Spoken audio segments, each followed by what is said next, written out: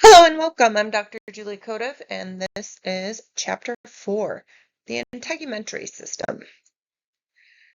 So the integumentary system, structures and functions. The functions of the integumentary system are physical protection, regulation of body temperature, excretion of products, synthesis of products, sensation, and immune defense.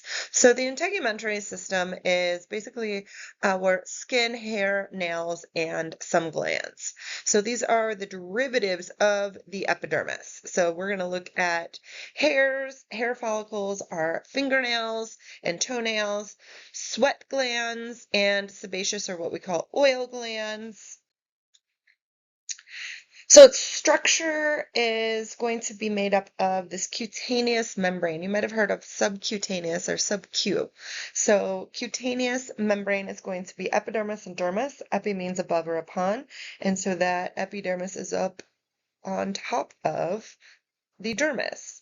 And then we have a subcutaneous, think submarine, right? Sub under. So underneath this area is the subcutaneous layer or the hypodermis, hypo being below. Okay. You might have heard of a hypodermic needle. Okay. So the accessory structures are the hair follicles, our exocrine glands, and our nails. So let's look at epidermis and dermis a little bit more here. So epidermis is that superficial region, or what we looked at as epithelial tissue in the previous chapter. The dermis lies under the epidermis, mostly fibrous connective tissue. Hypodermis, you might see this as superficial fascia as well. Okay, so subcu layer deep to the skin. Not part of the skin technically, but it shares a lot of the functions.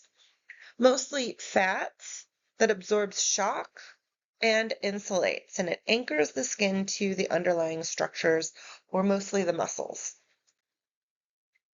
Here's a nice picture for you to work through here. So you'll note a couple of things here. So the epidermal layer right here, epidermis, and then you'll see the dermis right here and the papillary layer of that, the reticular layer of that. Just below the dermis is that hypodermis or the subcu tissue, not part of the skin. You'll see here where the different nervous system structures are. So a lot of feeling in our skin, we have to pick up a lot of perception of the world around us. Or what I heard termed once is our skin is a sensory envelope in which we communicate with the world, which I thought was kind of a neat way to put that. So it's very rich with a lot of these nerve endings here. So you'll see a sensory nerve fiber with free nerve endings, lamellar corpuscles, hair follicle receptors. So a lot of sensory reception coming in through the skin layers through here. And you'll see this tiny little muscle right here. This is for making your hair stand on end when we are scared or amazed by something. You'll note some of the sweat pores right here. Okay, you'll note sweat glands, all sorts of really interesting anatomy here. So what I did here for you is I gave you this slide right here. So you can pause this and work on this slide to familiarize yourself with the names of different things that we're going to be talking about. So feel free to pause, and when you're ready and have filled this out, go ahead and press play and we will continue. The epidermis. Okay, so there's 4 cell types found in the epidermis. So we're looking at keratinocytes. Now CYT, remember, means cell. Okay, so these are the keratin cells. Okay, so it produces a tough protein called keratin. We've seen this in the health and beauty aisles. Okay, so we also see these melanocytes, so the pigmented cells located deep in the epidermis. So this is going to produce melanin. Okay, so melanin or the skin color, and we'll talk about that in depth in just a moment. Our Merkel cells are our sensory cells, and the Langerhans cells are fixed macrophages. Macrophages, macro means big, phage means eat. So these are our big eaters. Okay, so this is your immune system, an immune system component. Skin color. So we have 3 pigments that contribute to our skin color. So it is a combination of our melanin, our keratin, and our hemoglobin. So you'll see the different layers here. So what we see, okay, so we see the keratin layer here, melanin, hemoglobin. Not pictured is the keratin scattered throughout, and we'll talk about that in a moment as well. Melanin. So we're going to see two forms, a reddish yellow, which this kitty down here is modeling for us, and then brownish black, which is being modeled up here as well. So color differences due to amount and form. So there's color differences, obviously, in the population, and this is due to amount and form, and then also that hemoglobin and keratin and how thin or thick the skin is going to affect the colors that we see on the external, okay? And also blood flow is also going to affect that as well. So melanin is going to be produced in the melanocytes. Same relative number in all people, migrates to keratinocytes to form pigment shields for nuclei. Okay, so freckles and pigmented moles are local accumulations of melanin, and the sun exposure stimulates melanin production. So what we see happening here, right, are some simpler views up top for the melanin of skin tone. And we see a variety of examples of the expression of melanin. And then sometimes in skin tone and in makeups, specifically, you'll talk about things that are warm or cool, okay, and what those components are. And then what we also see down here is the melanocyte, and then we see melanosomes, and then we see the upper layers through here and here.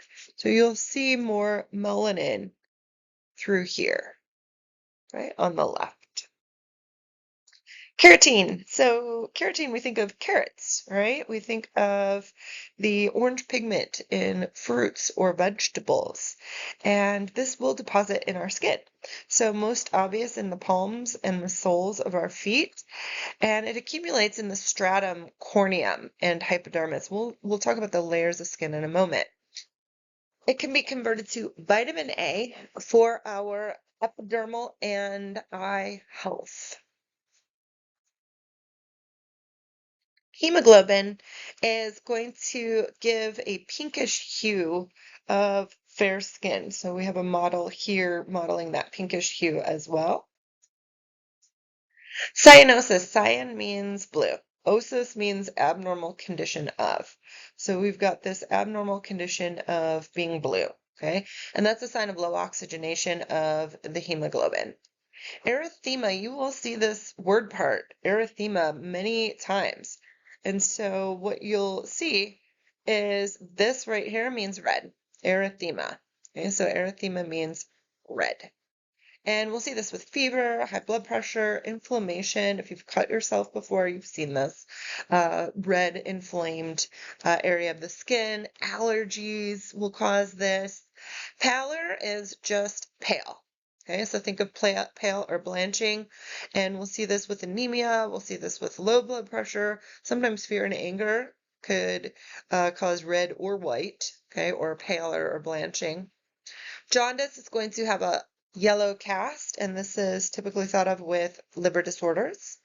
Bronzing can happen, so inadequate steroid hormones like in Addison's disease will cause a bronzing of the skin. Most notably, JFK had this condition. Bruises, we've all seen bruises before. It's clotted blood beneath the skin. And here are some examples. So here's JFK with the bronzing of Addison's disease. Here's some typical erythema here. Here's some cyanosis. This is Raynaud's, Raynaud, Raynaud's syndrome, probably. Okay, so this blue, pale, and then red happening here in the extremity. And then we can see this pale conjunctiva. So this is a sign of anemia. When we look at the under eyes right here, this should be redder, right? Anemia or lack of blood would cause this pallor right here. And then this is typical yellowing of jaundice. The epidermis, we have thick and thin skin. The thick skin is found on our palms and the soles of our feet. We know that we need this protection here, so it's going to be thicker skin here. It's made of 5 layers. Big distinction here is the 5 layers versus the 4 layers. Okay? Thin skin found on the rest of the body, and that's the 4 layers. What are the layers? We have our stratum basale, or basement, okay? Stratum germinatum, so germ being that start, germinating, okay, germinatum. This is our deepest layer, so our stratum spinosum comes next, stratum granulosum, stratum lucidum, which is the thick skin, and then we see our stratum corneum, which is going to be our most superficial layer. So we see here the surface, the stratum corneum, okay, through here, and then we see stratum lucidum, granulosum, spinosum, basale, and then the basement or basal layer, and then the dermis here. You could see the wrinkling of the dermis there. And a nice little viewpoint for you here to look at as well. So we see epidermis, the epidermal ridges, the dermal papillae are these little bumps, the dermal layer here, and then what it looks like on the microscope.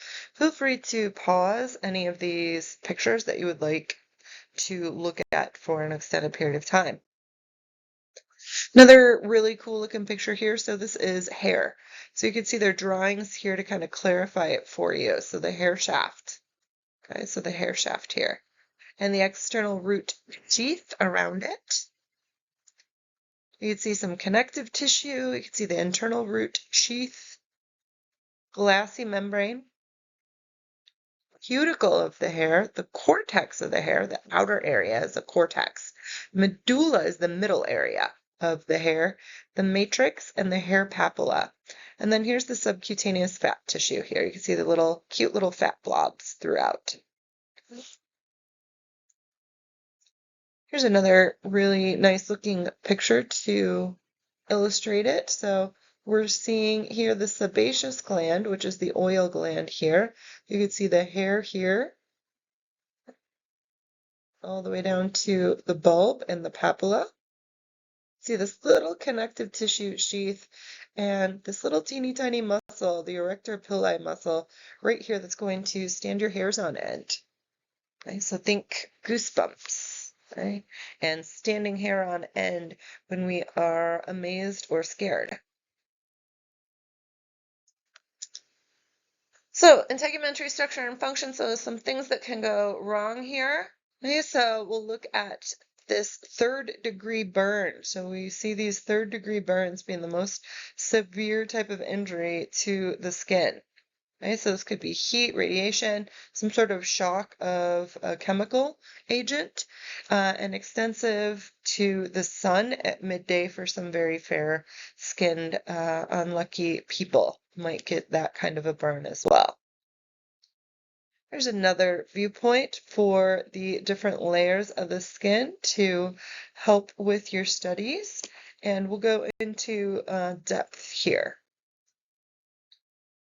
So our cells here, so the keratinocytes, melanocytes, dendritic, and tactile Merkel cells. So those keratinocytes, remember that's keratin.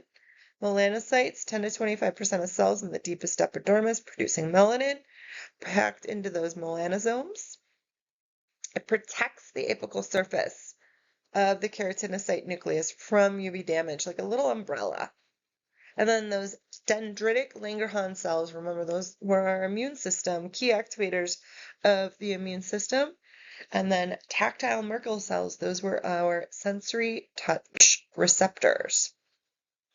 We see layers of the epidermis being the deepest epidermal layer here, the basement or the basal layer or stratum basale, also called stratum germinatum, like germinating. And these are going to be that single row of stem cells. So they're actively mitotic. So think back to mitosis in chapter 2. So it produces two daughter cells. One cell journeys from the basal layer to the surface in about 25 to 45 days. Those are the skin cells that slough off of us and dies as it moves towards the surface. One cell remains as the stem cell, so our cells can keep rejuvenating. The prickly layer, or the stratum spinosum, is several layers thick. Cell contains web-like system of intermediate pre-keratin filaments attached to desmosomes. Abundant melanosomes and dendritic cells at this prickly layer. At the granular layer, this is a thin 4 to 6 cell layer. The cell appearance changes here. It flattens out. We see the nuclei and the little organelles disintegrate. Keratinization begins. So cells accumulate keratohyalin granules. We've seen hyalin and we've seen keratin in the beauty aisles before, right? It helps form keratin in the upper layers. Cell accumulates lamellar granules. They're water-resistant. Glycolipid slows water loss. So glyco, think sugar, lipid, think fat. Cells above this layer die because they are too far from the dermal capillaries. So the stratum lucidum, or the clear layer, is only in the thick skin. So remember how there's 4 or 5 layers? This is the 5th layer. Okay, that clear layer, only in the thick skin. So thin, translucent band superficial to the stratum granulosum. It's a few rows of flat, dead keratinocytes. So stratum corneum, or the horny layer, there's little horns in there. So 20 to 30 rows of dead, flat, anucleate, so no nucleus, keratinized membranous sacs. So 3/4 of epidermal thickness. Though dead, its cells do have function. So it's going to protect from the environment and water loss. It's going to protect from abrasion and penetration, barrier against biological, chemical, and physical assaults. Cells differentiate in the epidermis, so the cells are going to change from stratum basale to stratum corneum. This is accomplished by a specialized form called apoptosis. Apoptosis is cell-programmed death. This is a good death for our cells. So they lived a happy, healthy life, and this is normal cell-programmed death, part of the life cycle. Okay. So the nucleus and the organelles break down, the plasma membrane thickens, it allows the cells to slough off, just like our regular cell. It doesn't even have to be dandruff or dander, it's just our normal cells sloughing off as part of our normal life. So check this out. They hypothesize that we shed about 50,000 cells every minute. Amazing, right? Here's a nice picture for you here. You can see some sweat pores. Here's the epidermis. Here's the stratum corneum, stratum lucidum, stratum granulosum, stratum spinosum, and the basement layer here. Yeah, so this is thick skin and a Pacinium corpuscle. Pacinium corpuscles are the sensory receptor for vibration sense. So Pacinium pacify, make peace. Vibration sense makes peace to our bodies. And another little layer for you here. So our dermis, strong, flexible connective tissue. We have our cells of fibroblasts. When we see blast, we think builder. Okay, so these are building fibers. Macrophages are big eaters, so immune system. And occasionally mast cells, which are going to release histamine, which is part of that inflammatory response of the body that we associate with allergies, and white blood cells in general. Fibers in the matrix bind the body together, and interestingly here, they're telling us that leather is made from this hide portion here. This contains nerve fibers, blood, and lymphatic vessels. It contains epidermal hair follicles, oil, and sweat glands. And we see the two layers, the papillary and the reticular. So again, we can see it right here. So in this dermal layer, we can see papillary and reticular layer right here. So we see areolar connective tissue with collagen and elastic fibers and blood vessels in this dermal papillary layer. We see loose tissue, we see phagocytes, which is the eating cells, okay, patrolling for microorganisms, part of our immune system. And the dermal papillae are these superficial peg-like projections. So these dermal papillae are also responsible for our fingerprints or these friction ridges, if you will. Okay, so they enhance our gripping, contribute to the sense of touch. Okay, and this is our unique fingerprints. So as you know, if you've ever had a paper cut on your finger, right, they've got some pretty intense free nerve endings or pain receptors here. Okay. And then we have our Meissner's corpuscles or our touch receptors here, and a good blood supply here as well. And here's a pretty neat looking picture here of the epidermal ridge of the thick skin, or what we would call a fingerprint. You can see the little pores, the tiny pores of the glands, of the sweat glands here. Another cool picture here of the friction ridges or fingerprints. This is the scanning electron microscope, 12 times here. So layers of the dermis are reticular layers. So 80% of the dermal thickness is this. We see dense, fibrous connective tissue. Elastic fibers provide stretch and recoil properties. We see our collagen fibers here, which provide us with strength and resiliency and help bind water. Cleavage lines I'll show you a picture of this on the next slide. So most collagen fibers are parallel to the skin surface. These are externally invisible. These are not visible lines, but these are important to surgeons. This is where they're going to cut, cleavage, cut. Okay? Incisions parallel to the cleavage line gap less and heal more readily. And so we'll see these are the lines that surgeons will cut at if possible, right? Because they bond back together a whole lot easier. Okay? So cleavage lines. Okay? Other skin markings, we'll see flexure lines or the dermal folds at or near joints. The dermis is tightly secured to deeper structures.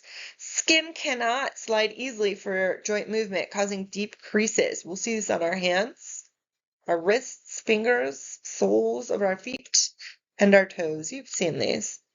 The flexure lines here. So if someone were to be reading your palm, they are reading the flexure lines. Stria. So stria means stripes. And here's an example of someone bravely showing us their stretch marks, or the stria, the silvery white scars, most likely from childbirth here, okay, from the extreme stretching causing dermal tears here. A blister, we've all probably had a blister before. So this is from an acute short-term trauma, something as simple as an ill-fitting shoe. Okay, so it's a fluid-filled pocket that separates the epidermal and dermal layers. Wrinkles, so a beautiful expression of wrinkles here. Under normal circumstances, the fibers of the reticular layer of the skin stretch and recoil, and the skin tends to wrinkle due to age and UV light. Our hair, okay, so dead keratinized cells of hard keratin. Functions include warn of insects on skin.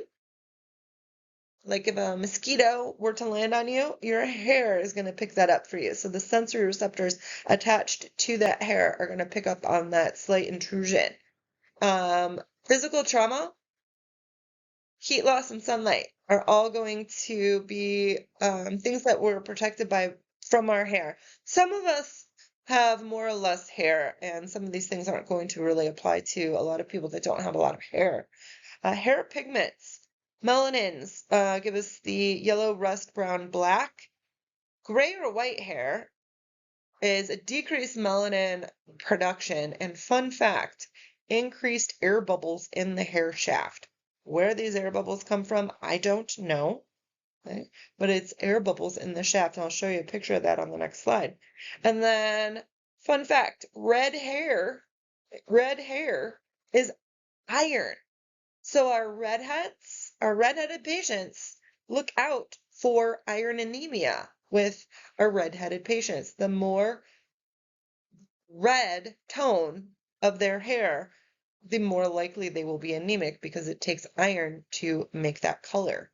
Fun little fact, right? You can see the citation. There's plenty of citations out there to pick from too. So going back to the little air bubbles in the hair shaft causing this really beautiful white, gray, silver hair color. Air bubbles. Amazing, right? Hair follicles extend from the epidermal surface to the dermis. It's a two-layered wall, part dermis, part epidermis. We see the hair bulb. We see it expanded in the deep end. We see the hair follicle receptor or plexus. We see the sensory nerve endings, touch receptors. So if that mosquito lands on us, we'll feel it, hopefully.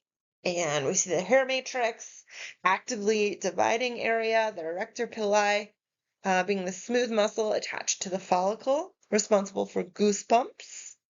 Hair papilla is the dermal tissue or the where the blood supply is. And a neat looking picture here for you. So go ahead and stop and check out all of the different structures here in the picture here. So you could pause and then press play when you're done exploring. Types of growth of hair. So we see this vellus hair, this pale, fine body hair of children and adult females, or sometimes what's called peach fuzz. See the little peach fuzz at the face here? So here's the ear. Okay, so this little peach fuzz right here. Okay, vellus hair. Terminal hair would be coarse, long hair of the eyebrows or our scalp. At puberty, appear in the axil or the armpit and the pubic regions of both sexes, and we'll see this at the face and neck of males. Nutrition and hormones affect our hair growth, so the follicle cycle between active and regressive phases. We'll see an average of 2.25 millimeter growth per week, and we lose about 90 scalp hairs a day. What is 2.25 millimeters, you ask? That's about this right here. Okay, this is 2 millimeters, this is 1 millimeter. So half of this plus this is 2.25. So 1/4 of this plus this, 2.25. Alopecia, hair thinning and baldness. So alopecia is hair thinning in both sexes after the age of 40, maybe younger. Okay. True or frank baldness, what they call frank baldness or true baldness, is genetically determined and sex-influenced condition. We'll see male pattern baldness caused by follicular response to a type of testosterone. And there's all sorts of different treatments out there attempting to preserve hair growth. Nails. Nails are scale-like modifications of the epidermis. They are a protective cover for our distal dorsal surface of our fingers and our toes. They contain hard keratin, and the nail matrix is nail matrix and hair growth kind of go hand in hand. So you'll find vitamins that are kind of targeting both of those things. Nail and hair growth go hand in hand. No pun intended. Maybe pun intended. So you could stop and check out this picture here. Right? You could see the nail matrix right here. You could see the cuticle here, or the pananicum. That's why we call it the cuticle, because it's an odd sounding word, right? Lunule here, this little white area or lighter colored area here. Okay, so stop a moment and check out that picture if you like. Sweat glands, also known as sudoriferous glands. Okay? Sudoriferous glands. All skin surface except for nipples and parts of the external genitalia have sudoriferous or sweat glands. There's about 3 million of them per person. Pretty amazing, right? There's two main types that you'll need to know. So we've got these two types of sweat glands, eccrine and apocrine. Right? Eccrine and apocrine. And when I was memorizing this, going through school, I memorized that eccrine is everybody. Apocrine is at puberty. So this is the two different types of sweat glands. Right? So when you were a kid, you didn't need deodorant under your armpits, right? So that was not, the apocrine glands were not developed or went through puberty yet, weren't matured yet. So it's a different kind of sweat, okay? Eccrine is everybody, including children. Apocrine are active at or after puberty, okay? We'll talk about this a little bit more. Just want to give you that little tip on memorization. So our sudoriferous glands contain myoepithelial cells. Myo means muscle, remember? So it's going to contract. We saw that little muscle there, right? Contract upon nervous system stimulation to force sweat into the ducts. So a little bit more here. So sebaceous is oil. Okay, sebaceous gland is oil secretion. Sweat glands, the eccrine and the apocrine. Eccrine all over the human body, highest density in our palms and soles of our feet, right? We get a little nervous, we get sweaty hands. Its water-based secretion represents a primary form of cooling in humans for thermoregulation. So we sweat because we're hot, and the breeze cools us down with water evaporation, and that's how we cool down.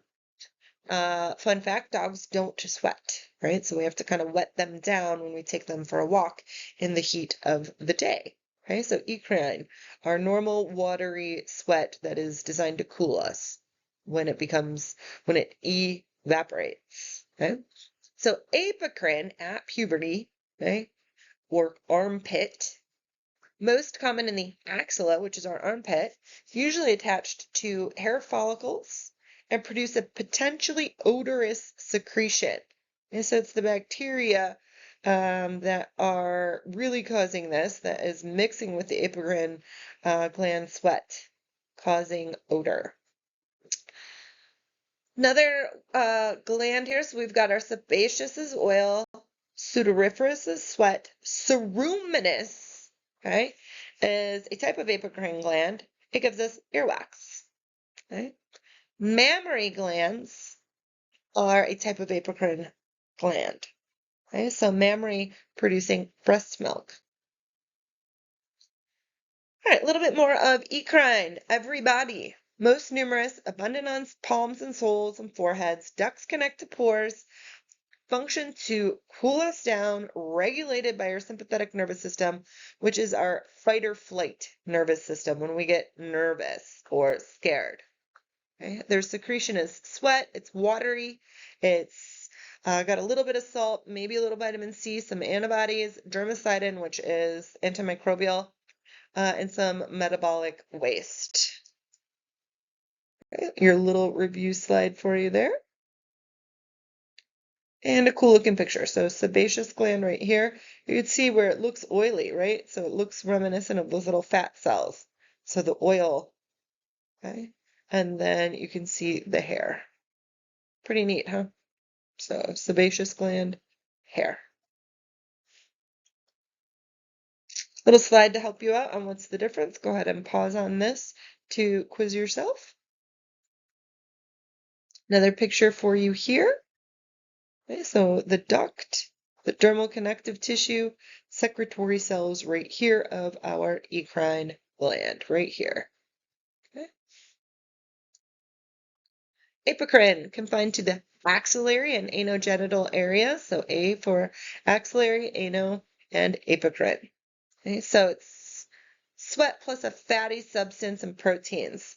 So it's not clear necessarily like the eccrine. So that's where you'll see that kind of yellowing under the armpit area with a white t-shirt, right?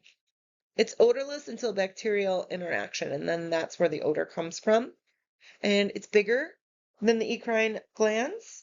The ducts empty into the hair follicles, and they begin functioning when? AP, at puberty. AP, at puberty, apocrine. Function unknown, but may act as a sexual scent gland. Modified apocrine glands, again, are going to be ceruminous glands, earwax, and mammary glands, milk. Sebaceous glands are oil glands, widely distributed, not in the thick skin of the palms and soles. That would make it kind of hard for us to grip things, right? Most develop from hair follicles and secrete into the hair follicles.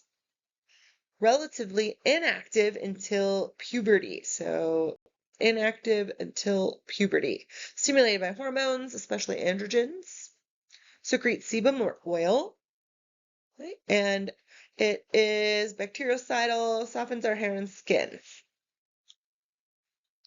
And a pretty neat looking picture here. You can see the hair follicle and the hair in it right here. Here's the sebaceous gland and duct and the secretion cells here, okay, of the sebaceous gland, oil gland.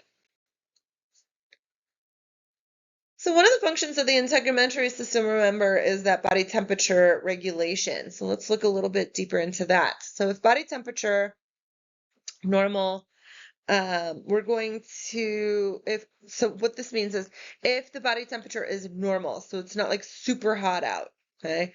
So if your body temperature is normal, you're going to get about 500 milliliters a day of routine, what we call insensible perspiration. So you're going to lose fluids through your skin.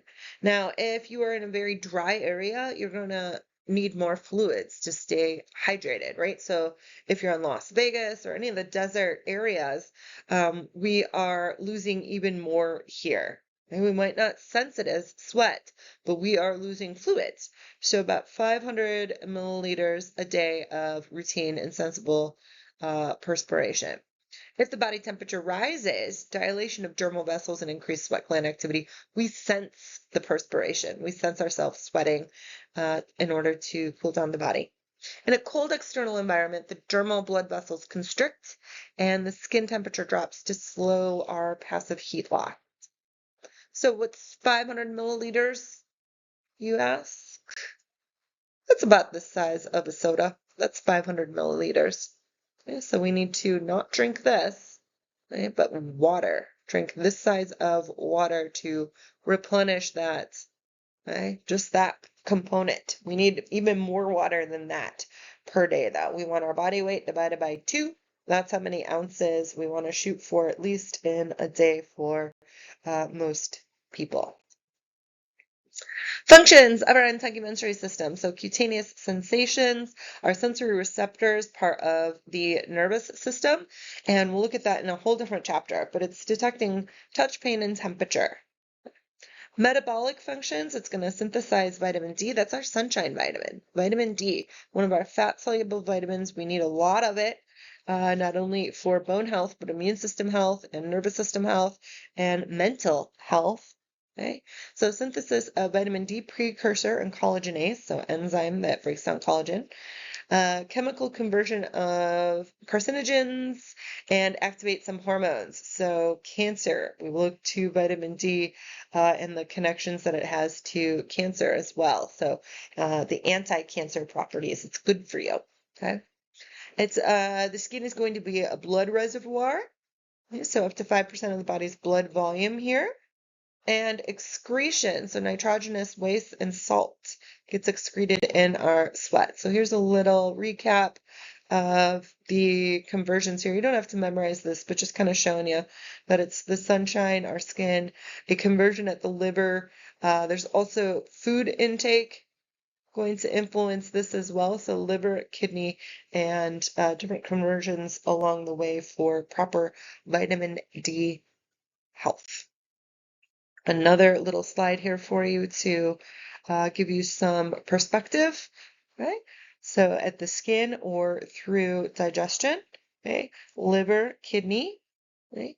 And then all the different things that it can help us with. So tumor microenvironment, so it inhibits the proliferation or growth of tumors, inhibits differentiation, inhibits angiogenesis. Tumors tend to make their own blood vessels, and so this is a great thing in understanding this component of vitamin D and getting our vitamin D levels into optimum ranges here.